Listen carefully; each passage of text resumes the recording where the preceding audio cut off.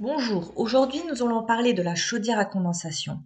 Et pour comprendre la chaudière à condensation, il faut avoir des notions de PCI, PCS, chaleur latente, chaleur sensible.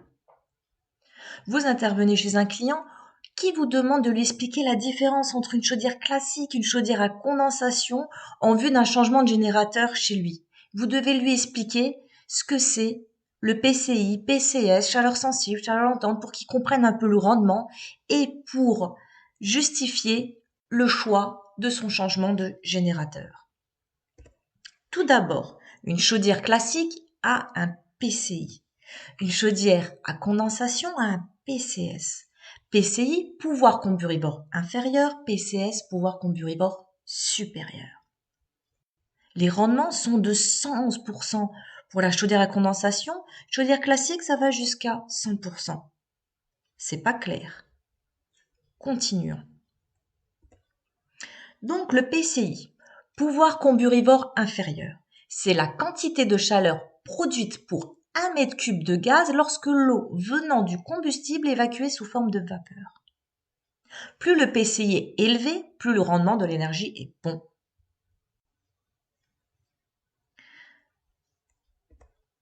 Avec une température de chaudière classique de plus de 100 degrés, la vapeur part en fumée. Cette énergie chauffe donc l'environnement. On va donc essayer de l'utiliser directement dans un concept de chaudière. Alors, le PCS, pouvoir comburivore supérieur. C'est la quantité de chaleur produite pour 1 mètre cube de gaz lorsque l'eau venant du combustible est évacuée sous forme liquide. Ok. Donc on a une chaleur récupérée de 90 kW et une chaleur récupérée de 104 kW.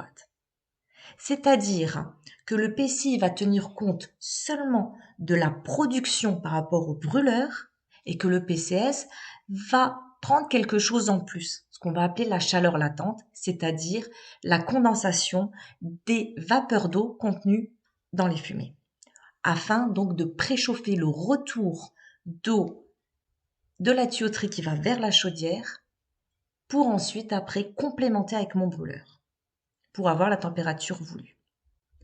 Alors, des notions. Chaleur sensible, chaleur latente. Ok, on reprend. Donc le PCI, on n'a que la chaleur sensible, c'est-à-dire la production de chaleur qui est liée avec mon brûleur sur l'augmentation de la température dans mon échangeur. Le PCS va prendre la chaleur sensible plus la chaleur latente. La combustion produit de la vapeur d'eau, l'eau doit absorber l'énergie pour la bouillir. Elle en est restituée lorsqu'elle condense, chaleur latente. Le PCI, pouvoir calorifique inférieur, est égal à la chaleur sensible. PCS, pouvoir calorifique supérieur, chaleur sensible plus chaleur latente. Dans cet exemple, nous avons 10 kW par heure de PCI et nous avons 11 kWh de PCS, chaleur sensible plus chaleur latente. Donc nous avons bien une chaleur latente de 1 kW par heure par mètre cube.